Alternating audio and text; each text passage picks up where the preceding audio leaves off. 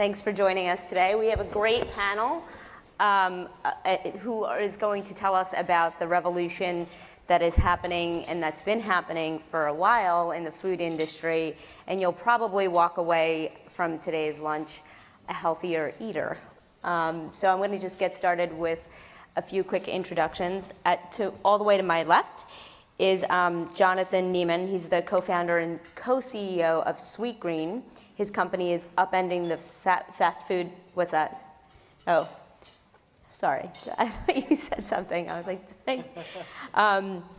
So what he's trying to do is upend the fast food industry and make fast food healthy while keeping it tasty and popular. Sweetgreen opened its store in 2007. Now it has stores across the country. In the interest of full disclosure, when I'm in D.C., I eat at Sweetgreen about 4 times a week.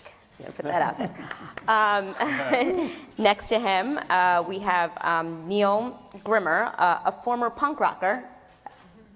Your jacket kind of gives it away. I know, it's kind of got the adamant vibe, you know. He sold his last successful startup to Campbell's, and he's building another one, a personalized nutrition company called Habit. He's been debunking the idea of a one-size-fits-all diet and instead using technology to really tailor diets to an individual's biology. And I'm sure we're all going to be interested in that. And then to my left, my immediate left, is Erwin Simon, and CEO of Celestial. Erwin, which is the food revolution, to a market industry, and under that umbrella there are some very well-known brands including Alba Botanica, Arrowhead Mills, and Freebird. I'm sure you guys know all of those brands.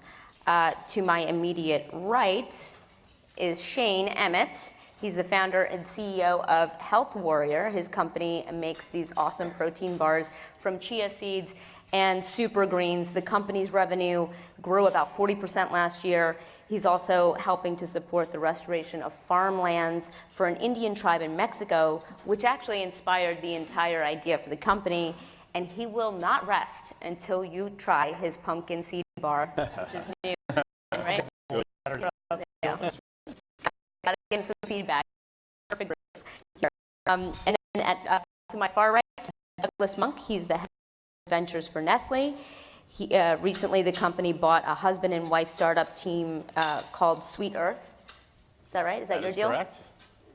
Douglas also works to recruit young companies to an accelerator program called Terra, which provides mentorship and expertise. And the idea behind this panel is that we have the full range and spectrum of insight and perspectives from a very large company, medium-sized companies, smaller companies. But I really want to start with the consumer because that's where the rubber meets the road. So today's food consumers are constantly changing, and I just want to get a sense from you guys, how is the food consumer different today than as recently as even 5 years ago? Who wants to kick? Yeah, I'll jump in there. So, I think what we're seeing, and this is really the rise of the millennial generation, they're raised with information, transparency is core to them, authenticity matters, and their taste preferences and profiles are radically different from the generations before them. And so I think the implications of that are wide and vast. It comes down to how our supply chain looks. The new generation actually wants to know all the way from farm to table. They want less of the kind of what in the industry is called the tools. That's the sodiums, the artificial ingredients, things like that. They want that stuff out. They want clean food, and they want to actually have better health outcomes with everything they put in their body. And that's a seismic shift from the last 50 years. And the consumer, retailer, availability has changed dramatically, and being an early onsetter into natural organic products, and I started Hain in 1993. Words like organic, GMO-free, natural were foreign. If I said GMO-free back then, you thought I was talking about a car. Yeah. And when you talked about plant-based products, they thought you were some weird tree hugger or something out there. So And it's not only in the United States, Hain being a global company that sells its products all around the world today, and the demand for organic, plant-based, gluten-free, looking at ingredients today, if something has hydrogenated oils or high fructose corn sweetener in it, I mean, it's, you know, and basically, 5 years ago, that allowed to be. So there's an educated consumer out there that wants great ingredients. Any of you want to speak to the more, recent trends, high fructose corn syrup, to a certain degree, a lot of people have known that that's bad for you, but, what has evolved maybe in the last year or two that that's emerging right now? Yeah, I think just playing off what these guys talked about, the expectations of the consumer has really shifted. So one, the expectations of what they expect from brands. Retail has to be experiential, products have to be on demand, transparency and personalization is huge. So it can't be, we like to say it's not a Sweetgreen, it's my Sweetgreen. Have a nice echo going. So the other thing that we're seeing is this integration of taste and health. People connecting what you didn't feel for the first time. Like about food in 3 phases: how you feel before you're eating it, you want to be excited; how you feel during eating it, delicious; and how you feel afterwards. And so much of the population thinks about step 1 and step 2, but doesn't connect step 3 and step 4. How do you feel 20 years later? And I think people are starting, to connect all 4. It can't just be 1 and 2 anymore. So yeah, to build on that, there's a real greater understanding of how food really has an impact on health. And, I think in the past it was more about satisfaction. And as science has shown, food's impact on the gut, research on the back tumors, and it's been a number of years.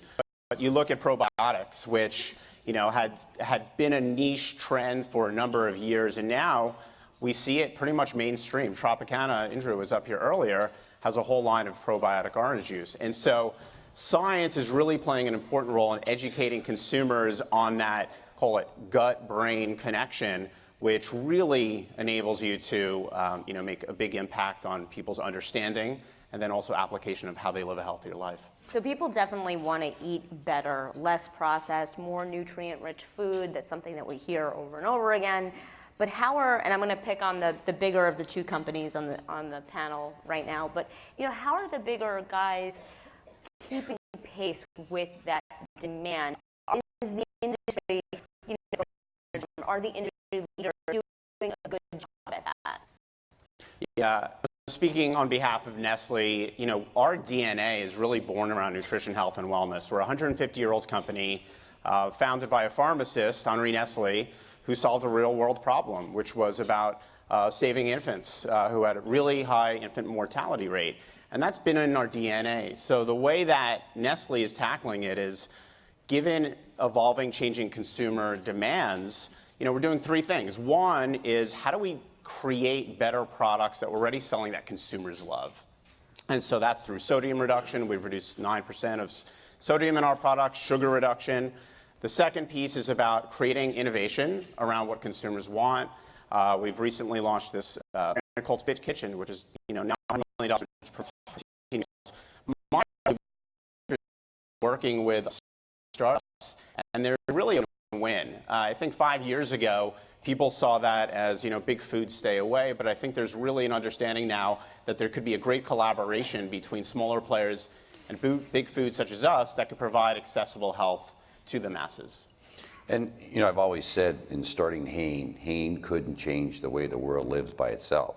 And I come back and say it's great to see finally the Nestle's and the big food companies changing, because what the big food companies were putting in food was worse than what tobacco going in cigarettes. And that's what's caused obesity. Sitting through one of the panels today, hearing that 1,000 deaths a day are caused by food.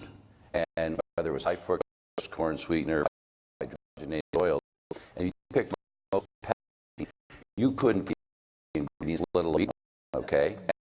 And if you come back and look at pesticides, et cetera, so it's great to see big food companies really getting out and making the change, and whether it's sugar and soda, et cetera.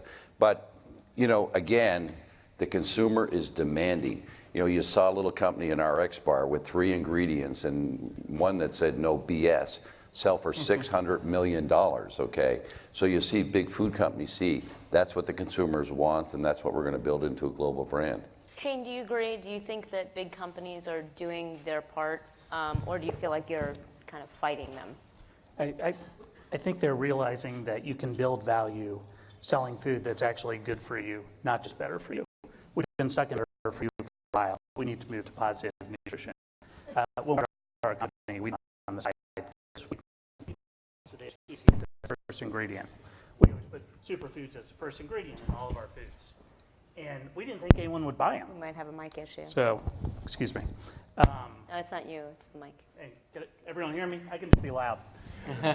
We decided we'd just sell them on Amazon. Amazon had just started selling food. We'll sell them on Amazon. Only runners and CrossFit people will buy stuff like this. And babies. A year into it, Whole Foods called and said, this is really interesting. We'd like to launch it nationally. And we've been able to build a lot of value for all of our investors, from friends and family through professional athletes to one of the best private equity institutions in the country, by selling food that's genuinely good for you. And I think helping people at big food companies win that battle is their answer to Wall Street order, and Wall Street is just for small brands, you know, fix the food world by itself, but hopefully we can prove an example to help move the industry in the right direction. Yeah. So you haven't been frustrated by, you know, any of the bigger food guys who you either, you know, have been in contact with for whatever reason? I mean, it just seems like there's something that you're trying to do, and it hasn't really been achieved yet on a broader scale, or adopted yet on a broader scale. Well, it's funny because all my hair's fallen out since we started the company, so it feels like we'd be going really, really fast. Hey, we can help you with that. Yeah, thank you. If you have a cure for that would be, my wife would appreciate it, patient woman. But when you get big enough in grocery, we have about 2% of the bar category right now across Amazon, Whole Foods, and Target, our biggest customers. And we're like age band, and everyone likes to be band, but you'll live of a kid. It says center to us. It's an awkward stage. But what you start to get into the real structural challenges of the food industry with merchandising. When we get off-shelf placement, which means a wire rack or a shipper or at checkout, when you're checking out, our sales go up 10,000%. Wow. Now, we don't own that checkout lane placement. Like, if we can put a good-for-you option there instead of candy, that's huge, and could be paradigm shifting. But it's truly a daily battle to try to win that, and that's what we spend our time on. I'm going to come back to you because I want to understand better why you can't get that placement. But just sticking on the consumer for a second, you know, as we've seen the rise of the educated consumer, we've also seen the rise of confusion. Like, I talk to people who in the egg aisle, and the anxiety that comes up. They don't know what's better for them, the cage-free, antibiotic free, or the free range where you're not sure if there's antibiotics used. Well, and to build on that, Christina, it's like one day, I mean, and this gets into the history of our nutrition food fads. It's like one day eggs are bad and now they're good, and beyond just which kind of egg is like, are even eggs on the table, right? And I think it's a massive issue. And with the rise of the internet and obviously social platforms, you know, food fads are prolific. Right, and consumers are more confused than they've ever been. And one of the things as it gets to personalization is that there's a lot of wisdom throughout the nutrition ages. But the one thing that we've gotten wrong is we've always taken a one-size-fits-all approach to trying to answer the question. Now, if you sit here and you look at each other, just check out your neighbor. You ask the question, should we do it the same time way? Intuitively, you would know. And what's exciting now is science actually is validating that intuition that you have. So hopefully, from a consumer standpoint, we can actually cut through the noise, give consumers eating confidence, knowing what foods are really right for them, and then help them achieve their health goals through food, not fighting against food to get to those goals. Okay, now you're going to have to answer my question now. Oh, okay. What can industry do better to make it more obvious, to help consumers make the better choices that they want to make, right? The intention is there. the consumer wants more information, but at the same time that they're taking this information in, the food companies know that. So there's more confusing information out there too. So, can the industry do a better job maybe at labeling, or the government needs to, I don't know, but it seems to be more confusing out there, and everybody can't tailor it right. Completely. I think one of the last panels, this idea that there are some brilliant basics that we can all follow, and they're not necessarily, they're simple to understand, but they're not necessarily easy to apply to your life, which is reduce processed foods, eat, as many plants as you can possibly get into your diet, and avoid processed meats, things of that nature. And those are some of the brilliant basics, right? And I think if we can arm people with just those brilliant basics in a way that is exciting, tantalizing, using Jonathan's 4-step process, I think that could go a long way, right? And I actually think that's big business. So it doesn't actually have to fly in the face of big food companies. I think the big food companies that are going to be successful in the future will try and uninnovate 50 years and with whole food to people in a convenient way. It's just amazing. And that's what I think food is not complicated. We're in the chicken business and the turkey business. And you go back and think of our parents, they raised chickens and they had them in the backyard, you fed them, they were free to roam, they were not given antibiotics, they were not caged, and it was great to eat. And I think we made food complicated, and we put science, because we wanted a chicken to grow to 5.5 pounds, and scientifically you got more for it if it was 5.5 pounds.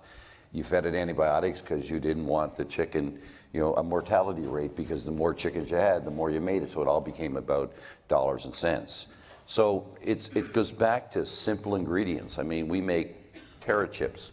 It's a vegetable, it's oil, and it's a seasoning. It's 3 ingredients. It's not 14 ingredients to preserve life. There's science, but you got to come back to simple ingredients, and that's the big. And you asked a question before. Food should be sold for the right reasons, not marketed. And again, you go back, it's confusing because there's 20 different labels on them.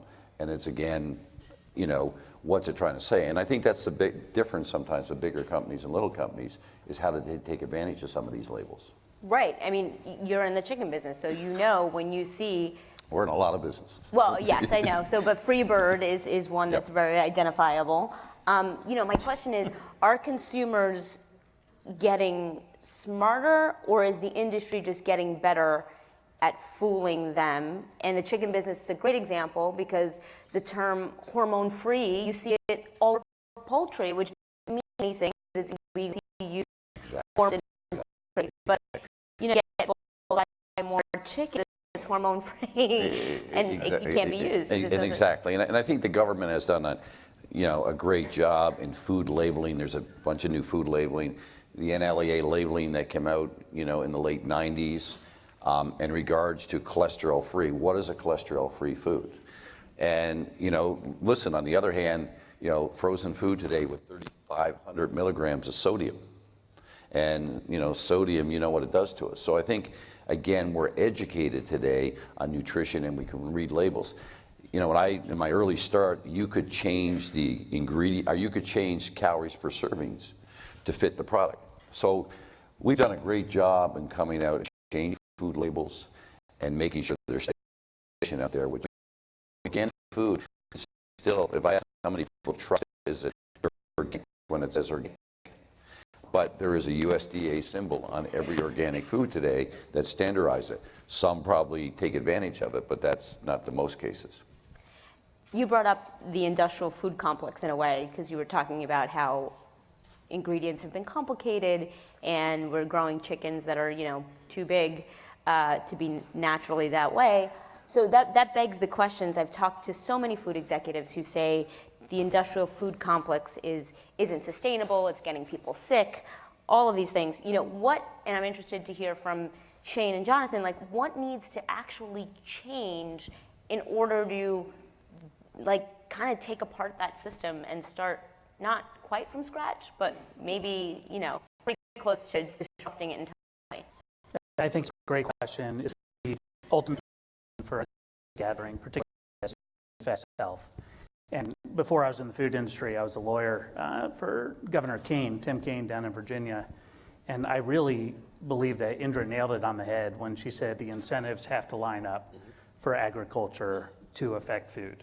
It's a systems issue, it's a process issue, and right now, for instance, our main ingredients in our product, chia seeds and pumpkin seeds, are a lot more expensive than high fructose corn syrup, or cane sugar, or Rice Crisps, or brown rice syrup, whatever. And it's really stunning when you get in the food industry and realize just how hard it is to make money. And But for those in the audience who don't know why that is, why is that? So the cost of ingredients, something that costs by nutrition bar for $1.50, the ingredients cost 20 cents. That happens between that 20 cents and you buying it for $1.50 at Whole Foods, right? And then on top of that, those ingredients, if they're healthy, nutrient-dense whole foods, are not being subsidized by the federal government right now, while nutrient-weak foods that are highly refined are highly subsidized. And it is the tail that wags the dog of the industry. And if we don't change that, I think it's really going to be hard to change the industry. So. And to build on that,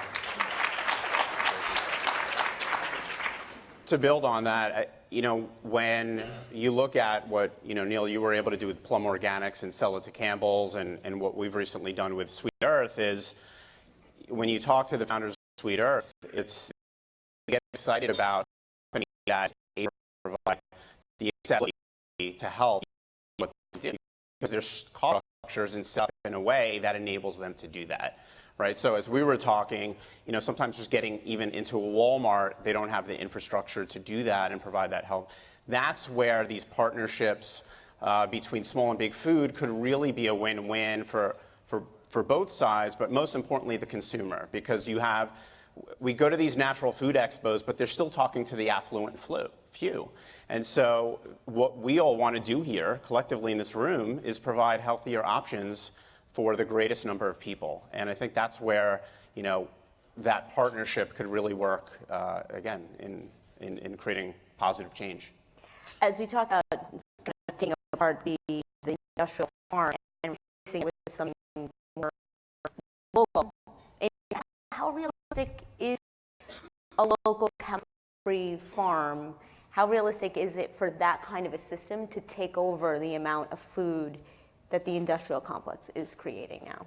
So we believe it is realistic, and the other thing is it's us changing people's minds around their expectation of what to expect. It's us walking the walk and changing that. If we're walking the walk, I know what's in your food, what's in your food then? When we started 10 years ago, we put a list up of where all of our ingredients come from, exactly where they came from. And that was new and novel at the time. Today, anyone can put up a list of where their food comes from. But what technology is doing is we can now say, hey, that kale came from this farm, it was harvested this day, now it's in your salad, and here's the soil of that, where it was grown, and here's the taste. We're actually going to link the soil health to the taste of the food, and so we're going to connect the dots. It's not just, we're not just going to tell you where it's from just to make you feel good that it's local. There's actually reasons behind it. Taking good care of the soil makes food taste better, and it's better for you. Well, that goes to aligning incentives in a way, right? Like, you has can to be create a better product. There has to be a reason to do it. And then when the small guys do it, the big guys are going to be forced to do it. But there's the aligning of incentives, and it comes back to dollars and cents. It comes back and I say, the US and Canada were the only two countries of major countries out there that allow genetically modified ingredients. And, I come back, I say all the time, we talk about food allergies, and I did a lot of food allergies, wheat allergies, and I come back and say, food has created a lot of these because of genetically modified ingredients. And there's not the science there, but there's not a person in here that doesn't know someone that has a food allergy today and what happened here. So I come back and say, yes, is it about yields? It's about the soil, but it's about just, good crops. And it's the same, with protein. we're also in the personal care business, phthalates, and we've all seen Johnson & Johnson, their most recent lawsuits in regards to talc and what they put in it. And there's 80,000 chemicals out there that we've never tested. We're in India right now working with the farmers in regards to growing, educating them about pesticides. And the big thing is not so much do we educate farmers, and you talk about big food companies, the big Monsantos and people like that. How do we make change there? If we don't make change there with the Dow Chemicals, the Monsantos, that's where we're going to continuously have our issues. But where does the change come from? How does that change? The change, comes today with knowing what pesticides do. Listen, go buy a can of pesticide and it says, wear protective clothing when you're spraying, but okay to eat the food once you spray it on there, okay? So, and that's what we got to come back and sort of say, stop this here, and this is what we got to. But everybody in this room knows that, right? Like, when it comes down to it. But do we follow it? Right, do we follow it, A? B, like, when it comes down to it, maybe this is a good time to talk about pricing.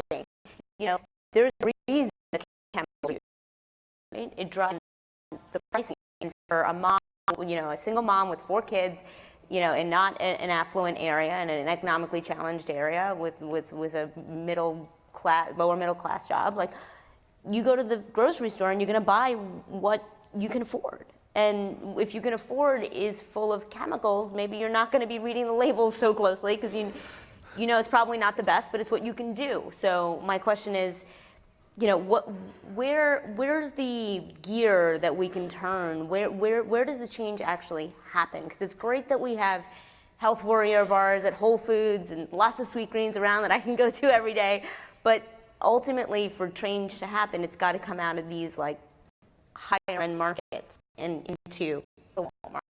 Yeah. Can I speak real quick to that? I swear I think I saw future food funds. Anyone here from Boston? Dorchester? A few? Have you all heard of the Daily Table? So the Daily Table is a not-for-profit grocery store in Dorchester, Massachusetts, started by Doug Roche, who was the president of Trader Joe's for 20 years. This grocery store is in a very tough area of town, a food desert, if you will. You go into the Daily Table and you feel like you're in Trader Joe's. It's beautiful. There's great music on. The employees are super happy. The food is beautifully merchandised. They have a wonderful prepared section with sodium limits that are not above the threshold, and they worked with MIT and Harvard to say, here's the nutrition. And it takes you a minute to realize what's different about this store than other stores, because it looks and feels like a Trader Joe's. And you realize it's not selling any bad food. He does not do the store. It's a self-sustaining nonprofit. It does not have to be the way they tell it has to be with the pesticides and high fructose corn syrup. But it's a scalable nonprofit. But if you cut out the middlemen and you get technology investments in forecasting, in logistics, all that 20 cent to $1.50 can come together so everyone can What are your participate. what are your margins? I mean, I know you probably don't want to share, but like, I don't think you'd be very happy if 90%, no. if your margins were, Our shrinking CFO is every over day. there. He wouldn't be happy if I told you. But one of the things when you get into the industry, some of the gurus will tell you, I can't remember whose line is this, but so 85% of new food companies go out of business within 24 months of having nationwide distribution. It's a very high attrition rate. But there's $800 billion of food sold in the U.S. here. Consumption is not growing. But I don't mean this the wrong way. Baby food was the biggest. Where did Earth's Best, Ella's, and Plum come from? Because the consumer wanted organic baby food and kept moving to these newer brands because they were pesticide-free, they were GMO-free. Walmart is one of the biggest sellers and one of my biggest customers around the world today of selling organic foods. Costco is one of the biggest sellers of organic and natural food. So it's not, eating healthy is not a fad, not a trend, and not for the 1%. It's becoming bigger and bigger and bigger and will continue to do. And these small brands will create that. And to unpack that story a little bit more, because I think this is getting to your point on how do you get a disruptive innovation that can scale that ultimately changes the supply chain. So Plum Organics, Ella's Kitchen was one of our arch rivals. The founder, Paul and I, in many ways pioneered the sourdough category and bringing organic ingredients, culinary inspired ingredients, and in this really convenient format. This was 10 years ago, okay? And so we brought kale, quinoa, Greek yogurt to infants across the country. And when we started out, I mean, it's amazing. When we started out, it was $1.79 a pouch, and it was exclusively sold in Whole Foods. And over a 10-year period, now Plum is sold in 75% of retailers at radically competitive price points that are available to everyone around the country. And we became one of the fastest growing food companies in America. Now Plum is the largest sourcer of organic amaranth in the country. And so like that's a seismic shift that's happened. And now all the organic brands are the lead growth brands in the food category, or happy to be Plum. I think that model can exist in every category we go through. Win for consumers, it's retailers. Ultimately, it's a huge win for brands. Like these are healthy brands we're talking about. And if you take that model and apply it to any of the other categories, I actually think you can see that win-win starting to happen. How long did it take for you to change the supply chain? So we, out of the gate, we lost money on every pouch we sold, because we said we're not going to skimp on ingredients. We're going to make the best food we possibly can in the most convenient format that's right for young modern parents. And we lost money, and over a period of time, probably I'd say 4 years, it started to flip. Now we took that money and invested it back into growth, but we got to a point where we could scale and actually be profitable if we wanted to reallocate our resources. But I mean, to your point, like, who has 4 years to do that? I mean, is there enough? Investors see their, for investors. Actually, the investment model, there's actually a very short amount of time, 4 years for a food company to become profitable if it wills to. That's actually a very short amount of time. It's usually probably 8 to 10 years, and the bigger companies will attest to this. Even innovations that happen within a large company take probably that equivalent amount of time to get to a place where it could even appear to be profitable. So you have to have a long view on your innovation game within food. Is that right? I mean, Yeah, I think do you have that patience? Is there that patient capital available for food companies? Yeah, it's interesting. We have changed quite a bit on the innovation side. The growth is coming from the small players. 95% of the growth is coming from these companies that are under $100 million. And so as a company, we've had to, and so the way we're looking at innovation is, we know we have 3,000 people with a company.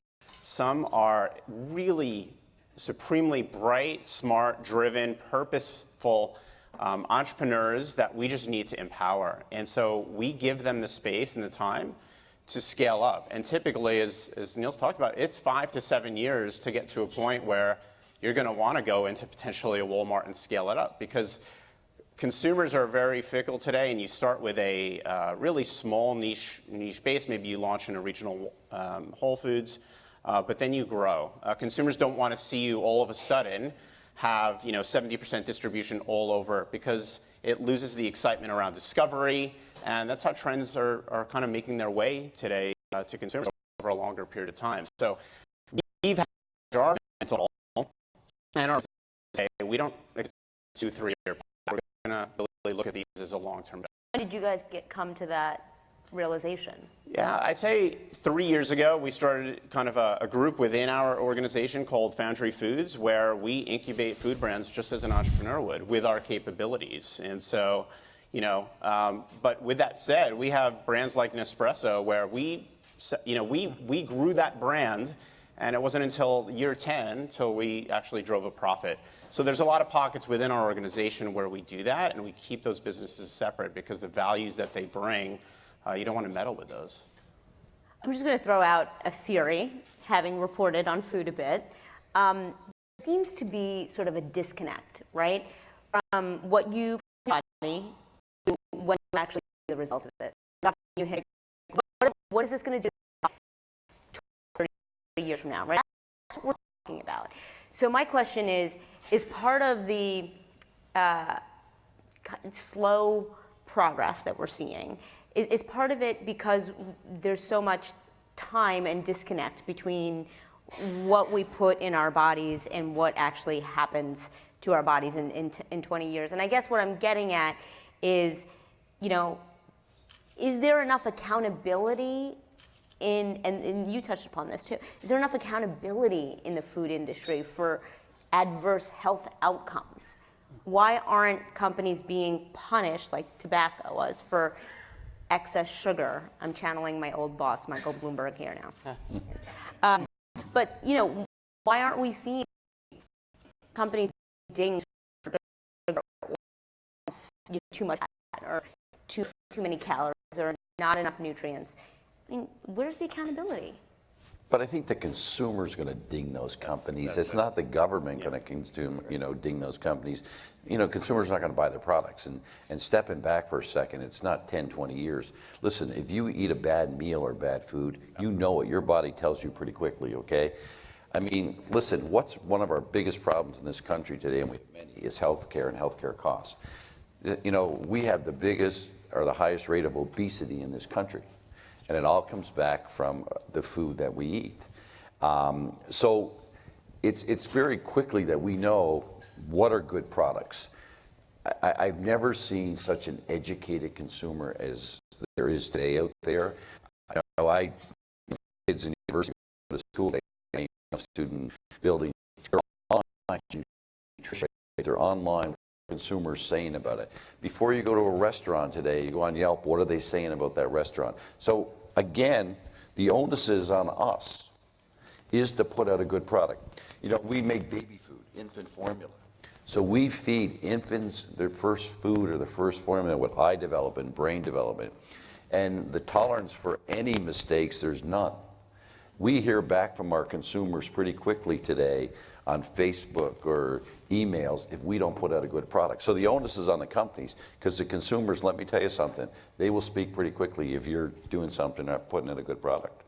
For a long time, the big companies were really the ones that were innovating, not just from a message standpoint, but from a convenience and access standpoint. Right. And food, eat it because it's healthy. 10 years ago, we started at least food restaurant. Health food meant it was slow, it was expensive, probably didn't taste good, and it wasn't really culturally relevant. And fast processed food was, Coca-Cola was selling happiness. You can have it anywhere you want. It had that access, convenience, and price point. And so we have to compete on all of those things, including price. So for us, it's convenience and access. How can we make it on demand with a touch of 2 buttons where you can order your food, have it either for pickup or in your home? How do you make it culturally relevant? Not eat this because it's healthy. Eat this because it tastes good and because it's cool. We do these product collaborations, and we do them with big chefs, and we also do them with musicians. We did with Rick Lamar last year called the Bean My Vibe Salad. And this way of doing just this at McDonald's. We have to tap into culture. We have to make it cool to be healthy. It can't just be, hey, eat healthy because it's good for you. Eat your vegetables. Nobody wants that. Yeah, and just to get to your point about results, one of the things we found with Habit, we just did an 8-week study, a pilot study where we had 20 active participants. We went through 60 different unique biomarkers. They got a personalized nutrition plan, and then they had one-on-one coaching. And what we found after 8 weeks, 74% of people lost weight. One individual lost 18 pounds. The total group lost 78 pounds. But the next set of things were all about behavior change, which was really exciting.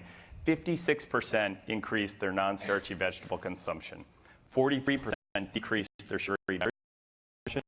And even how crazy the world is, 6% decreased alcohol consumption, which is remarkable. And this gets back to, I actually think food can produce the results in a very immediate way. Either it's right after the meal, like you guys are talking about, but I think with a little bit of that dedication, you can actually see remarkable results with food. And we have high standards because, if Sweet Green doesn't put out a good product, they will go to a dig-in or a Chopped. So again, there's standards that we really have to live up to. And Jonathan doesn't think so. but he puts out a good Begs to differ. But he puts out a good product right now. But he Have you puts out had a the good curry product. cauliflower? That's all I gotta say. We talked about walking the walk. Yeah. But he puts out a good product. Let's talk about pricing, because that's where the rubber meets the road here, okay, guys? What, as far as when and Don in here, how is pricing looking at a company? You're looking at acquiring a company, helping tell them about margins, and especially, Erwin, you, Do you, if a company has too high of a price point, I mean, do you just walk the other way? I mean, So you said something interesting before. I love what I do, changing the way the world eats and live. Being a public company CEO today is one of the toughest things out there, okay? So, you talk about long-term. Long-term is 3 months, okay? And how do you live within it? And hope I got some shareholders in this audience. But listen, again today, and we used to, when we sold through natural food stores and margins and price, it was stack them high and watch them fly, and consumers would pay higher prices. As food today is more mainstream, it's best elegant. There's got to be price parity, and if we're using organic ingredients, the consumer today may pay an extra few cents, but you're not going to get 15 to 20% because it's a healthier product. They're Right. not going to do it today. And that comes back from scale, and that's where, getting bigger, being able to buy. And, the food supply and buying all over the world today and sourcing is important, but price is important, and that's, what Amazon has changed. Listen, we're a big supplier to Whole Foods, and, after Amazon buying Whole Foods, and you've seen as they drop prices, Whole Food sales, growth tremendously. So consumers are focused on price. Yeah. Yeah, and build on that too. Taking a great product and creating different segments of that product based on the channel, right? So we see Dollar General and the 99-cent stores really growing because a lot of focus and a lot of attention has been driven toward the premium segments, right? Where you could charge a premium, a great margin. But sometimes we underserved are these low-income consumers who are living paycheck to paycheck and getting less financial assistance than they have in the past. And so designing the product for the channel is really important instead of thinking about it as a one-size-fits-all. I'm very interested, both Shane and Jonathan, how do you think about pricing? How important is it? Is that something that keeps you up at night? Is that the thing? There's so many things. And I hear Indra say that keeps her up. I'll only be up at night about the same things. We're this tiny little company. But one of the great joys of having a startup. It lets me sleep better at night now. Yeah, it's going to be fascinating. We're living in wild times in the food industry, and that's exciting. I think if that makes us. Wait, why do you nervous, think but- that's a bad thing for you? Oh, I don't think. I think change is always difficult, and again, as a teenage brand, we're affected by things on Wall Street. Yet, we're not a stakeholder in the room, so we're riding a wild wave right now. But it was very flattering when we actually got big enough to have some price elasticity of our products, because in the early days, Whole Foods I think was charging $2.19 for a 100-calorie chia bar, and people were buying them for free. We were like, "What are you doing?" Why? But it was exciting. It was different. That was 5 years ago. So we've grown up. You really do the price elasticity, particularly in our category, and it's a big deal. And but from my background, I was a civil rights lawyer. I believe so much in food access. That's the reason I'm doing this. It's really hard to start a food company. I would say not only do you have to raise a lot of capital, but it's a real challenge. And everyone that works for us is so mission driven. We want to make it as accessible as possible without going bankrupt in the process. Right. This explains your anecdote about the nonprofit. Yes, we were their supplier of the year last year. Nice. So yeah, price is a huge concern for us over time. Two things. One, I don't think a lot of people realize what goes into making real food. At Sweetgreen, not only is our supply chain, we make all of our food from scratch every day in every store. And everyone knows what's going on with labor, which means every dressing, everything is in each store from scratch. So there is a labor that goes into food beyond just where you get it from. But the way we see it is over time, we can use scale and technology to bring our price down. And it's almost, I kind of think about, if you ever read Elon Musk's view of the Roadster paid for the X, that's now paying for the Model 3. We're creating a brand. We're creating an awareness. We're doing all of this to be able to create this infrastructure to eventually be able to serve food at a much lower price point. But I think the big thing to that too is we got to be careful. I've seen all these big food companies, go to zero-based budgeting and just cut costs, drive it to the bottom line, increase gross margin. Now, all get back into R&D development, and the biggest thing today, for the first time, Hain this year will spend $50 million on consumer advertising, which is a lot for us. And how do you connect with the consumer? That acquisition cost of building brand equity and brand awareness. And I'm, big into brands. And, one of the things in this country today is private label is 18 to 20% of sales, and retailers today are getting more and more into private label to bring down cheap food. I'm a big believer in you got to build a brand, you got to invest in the brand, and the brand has to connect to the consumer. So you can't just cut, and not reinvest back into brands, not reinvest back into R&D. And I think that's what's happened, is that was missing as these companies cut. And that created the opportunity for the Hains, the Plum, to innovate, to invest in our brands. Help me understand this, because you guys are talking about scaling as a fix to the price problem. But if you scale and you become big, then are you contributing to the big problem that we have, which is our food system is too big and there aren't enough small companies disrupting things? I mean, are we trying to I achieve think if there was a something? Sweet Green on every corner that was affordable for everyone, we'd be in a much better place. I think access But and how do availability you are the big source problem. that? How do you source the product for Sweet Greens on every corner? Is a local farm nearby possible now? So it's not about a local farm everywhere, it's Okay. about a sustainable farm everywhere. And it's possible, if we were McDonald's today, could we create that supply chain? No. But going from today, 80 restaurants, to eventually thousands of restaurants, the farmers can grow with us. We help build the farm with the farm. And it's about transparency. It's not all local. Some of it a lot of our produce comes from California. But for us, it's about knowing where the food comes from, how they take care of their soil, how they take care of their people. Because if you grow too fast, your suppliers will feel pressure to use the same chemicals and use the same. We have to grow sustainably, and we have to find efficiencies in other ways. We have to find efficiencies in how we run our restaurants, how we use technology in our back of house, how we use technology to connect with consumers, how we use different distribution methods to do on-demand delivery. It's those sorts of things that creates a better business model that lets us compete. We can't compete doing it the same way that it has been done before. But you can get supply. I mean, the big thing we're, we supply to America, is grow all over the country today.